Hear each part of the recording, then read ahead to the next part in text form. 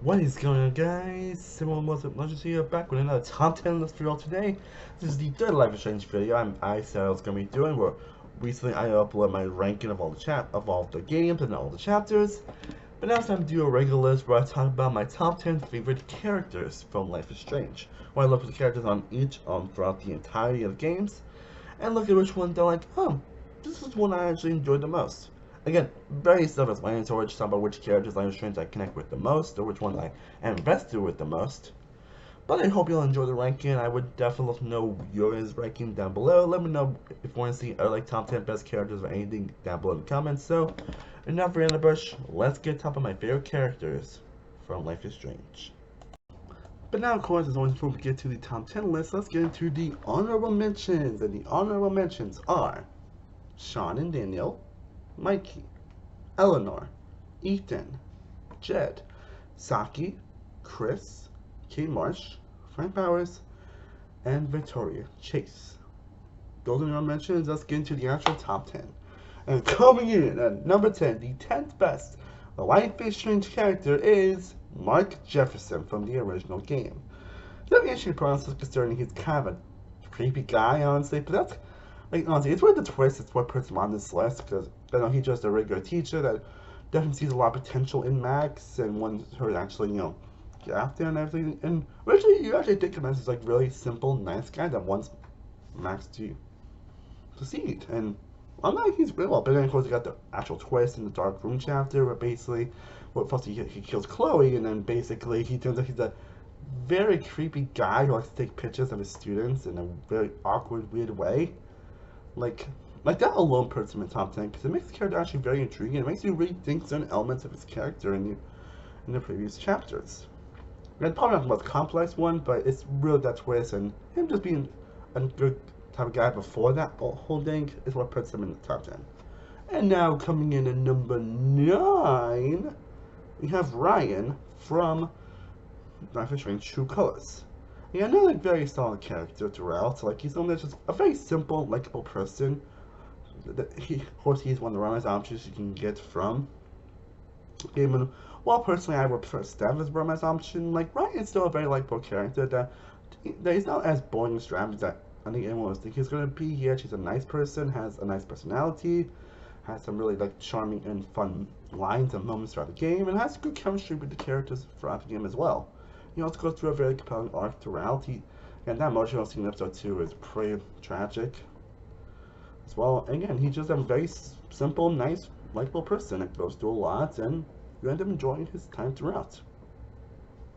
That's pretty much all I can say about Ryan, but hey, he's still like no person enough to be in the top 10. And now number 8, we get to another original character Life Strange, and that is David Manson. A very complex character, that's for sure. Someone who basically is, of course, the stepfather of Chloe and also works at the school. And in some ways, he kind of dick, but at least in some ways, he has kind of reasons for that. And he's one that you can see actually does grow throughout the game, honestly. You actually do see his progression, especially in chapter 4 and 5. 5, when you realize, oh shit, like, oh yeah.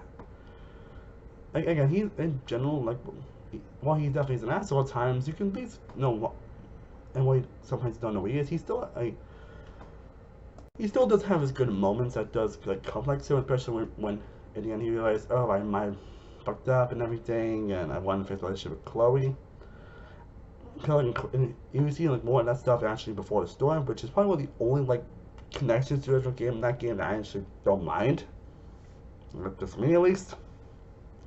And hell, you even get appearance from him in Life is Strange 2 in the final chapter. Which I'm not expecting, but I think I think that portion actually puts him in the top 10 because it's just how much the guy has grown ever since that experience.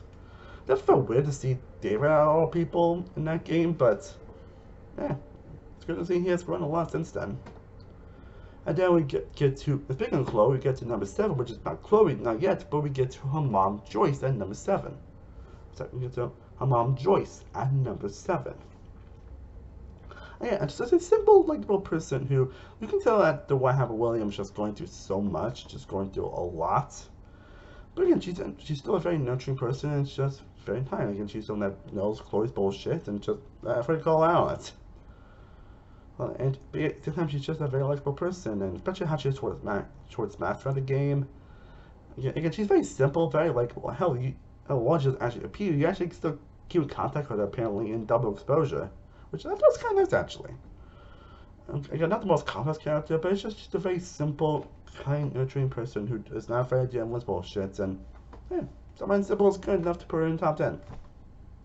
And now we get to number 6, which is the only character, which I believe is the only new character from double exposure to make this list. Now, I knew that one character was made this list, honestly. Of course, I think Saki was in, who you guys know Saki was in the honorable mentions. And honestly, if it wasn't for the direction they went with her at the end of the game, she probably would have made the top 10, honestly. If it wasn't for the direction they went with her in the last couple chapters. It wasn't actually probably would have made the top 10, if I'm being honest. But I'll put the one that I remember fondly, and that is Moses. Who, again, is not the most complex character out there, but he's just a very... Again, a lot of the characters are just simply very likable. And sometimes likable is a good enough trait. But he's still a very person who has a good relationship with Safi and Max throughout the game. He helps you a lot throughout the experience, and whether it is from the living portion or dead portion, he just has some funny lines, has some good interactions with people. He's just a very cool and calm, charismatic guy who you tell is going through a lot, and you really do feel for him for a lot of times throughout the game. Especially when, of course, the time he finds out that, oh my god, did Max kill Safi? And of course, that little moment in episode 4, basically, his shinny broke, then Max basically went to the world to get the shinny for Safi and the Deadpool, which is, like, that's just a very heartwarming moment. Like, it's simple but heartwarming. Well, he's just a very charming, likable person, and just can't help but smile whenever he's on screen. I think if there's any character that's going to be remembered fondly for double exposure, I see Moses is definitely that character. At least to me. And now we get to top 5, and number 10, the character I don't think really appeared all that much in his game, but again, like I said before, likable traits are still enough to put characters so high, and that is Gabe Chen from True Colors. And of course, he's kind of the catalyst of the game, honestly, where you end up with Alex ends up reuniting with him after 8 years, which is 8 years insane. And instantly, he just comes as a very like chill, likable person. Someone who tells still going through a lot, but isn't afraid to like put a smile on people's faces. And again, I always relate to those type of characters, and he's just a very great person to talk to and to be around. He has relationships with everybody, which what makes his death all the more tragic. And of course, he appears sporadically as kind of like a ghost projection to Alex, and even a little bit in that final chapter. And yeah, he's still a very likable person who gives you good word of advice, and is just a very personal, likable person. Aside from all the characters, and aside from the number 1, aside from that, well, he's probably the most likable person on this list.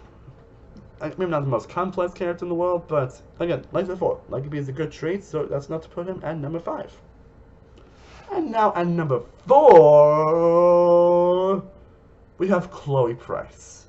And Chloe is definitely a complex character. Like, I actually debate whether I should be this high on this list, because as much as I do love Chloe, again, she's probably a little more of a divisive character, mostly because of her actions in the original game, how she acts before the storm, and everything, but I still like Chloe. And she's a very complex character. Again, once you know everything that's happened, you can definitely relate to her. Again, but one that doesn't really excuse some of her actions in the game, honestly, and her being kind of asshole and kind of like manipulating Max at some points. You can tell deep down she still cares about Max, honestly. Honestly, and someone that just dealt with a very unfortunate tragedy. Again, of course, with the whole death of William, which is again a pretty just downpour moment. And life pretty much went shit, and the one person that connected with her, Rachel Amber, basically just disappeared out of nowhere. Which of course was the catalyst of the original game. So a lot of you, despite her actions, you do kind of feel bad for her, even though again she can become an idiot and asshole sometimes, especially before the storm. You still lead to her, and she has some charming moments, and she definitely has a good bonding moments with Max throughout the game. So, I still like Chloe's character, even though I do definitely entirely understand why no one liked Chloe, honestly, but there's those aspects to why she's not high on this list, but I think number 4 is still a good spot for Chloe. That she still has a major catalyst, and hell, she's mentioned a lot in Double Exposure, and you can tell her relationship still meant a lot to Max, so, yeah. And now we get to top 3, and truly, these top 3 were pretty much the definitive top 3, if I'm being honest. Like this was about the true Mount Rushmore of Life Strange characters, in my opinion. So coming in number 3, Also, I think these top 2 characters are probably some of my favorite characters of all time, mind you. And number 3, we got Steph from Before the Storm and True Colors. It's so interesting that of all the characters, they thought to bring back in True Colors, they thought to bring back Steph of all the characters. Not that I didn't like Steph and for somehow, I think Steph's probably, I think of all the supporting characters they introduced in that game, I'd say Steph was probably my favorite, honestly. In that she wasn't really like a huge standout character, just had some she was very likable, just had some fun one-liners, and just had some good, dirty moments. And then she ended up appearing in True Colors. That's kind of one major love interest for Alex. And she becomes a more complex character once you learn more about her, once you know what she's been here. And I think the DLC Waiting Lanes actually cemented Steph, in my opinion, as an all-time great character. Because when you feel how she's been through and what she went through around the game, after Before the Storm and after the whole original game in Arcadia Bay, and what led her to be where she is today, and relationships with her friends, and what she's been going through. You just end up feeling so much for Steph as a character, and she's, again, just a very likable character that has fun one-liners, has great chemistry with pretty much everybody. She can't help but smile whenever she's on the screen. I used to always smile whenever Steph was on the screen. It's like, oh yes, more Steph content. And that's right, but I just absolutely love her as a character. She's just very, just pure and likable, and also very complex. Again, has great chemistry with a lot of the characters throughout the game. So, again, that really DLC really cements her as an all-time great character. And all around, Steph is just a purely likable and just enjoyable character to watch and experience. And I think other romance options with Alex, she's probably the better option in my opinion, even though I don't have against Ryan. She's probably the better option, Alex. Oh, and speaking of Alex Chen is number 2 on this list.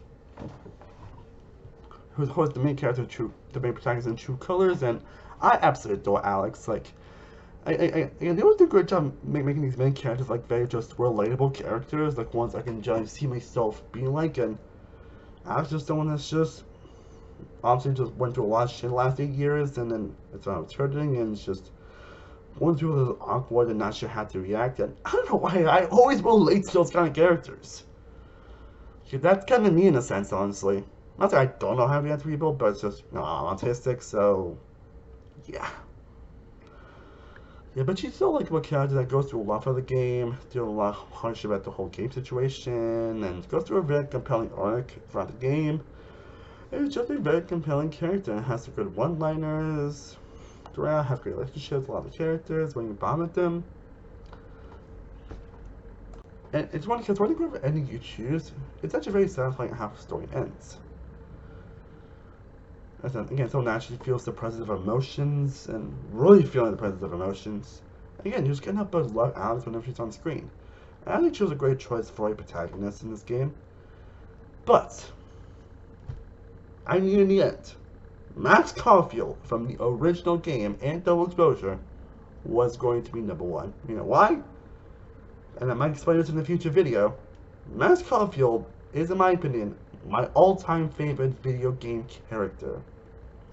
Yes, even more than a lot of the famous characters and a lot of the popular characters that would have number 1, but as in my personal opinion, Max Caulfield is my personal favorite. I absolutely adore this character. No way, I can say so much why I love Max Caulfield, but I think I realized, again, I'm starting to work on an essay of why Max Caulfield is my favorite video game character, why I adore her, why I connect to her so much. But again, she's someone that basically it's like my spirit animal. Like, yeah, Max Caulfield is part of my spirit animal, honestly, because of how she is as a character, how awkward she is, how likable she is, how just fun and joyful she is, and how she's just a very pure. And despite her, I mean, a couple of moments that I don't agree with, especially how she decided to stop talking to Chloe the last 5 years. Aside from that, I pretty much love everything about Max's character, and honestly, Double Exposure, in my opinion, is probably her best portrayal, in my opinion. Aside from my issues with that game. So as a whole, she is my number 1. Well, guys, I hope you enjoyed me discussing my top 10 favorite characters from Life is Strange. Let me know down in the comment section what are your favorite characters from Life is Strange, and also let me know if you guys want to see me do like best character lists from. And let me know if you guys want to see me do your best characters list down below in the comment section. Let me know down below. And I do plan on having another live stream video talking about my favorite moments in general for the franchise, so stay tuned for every day tuned.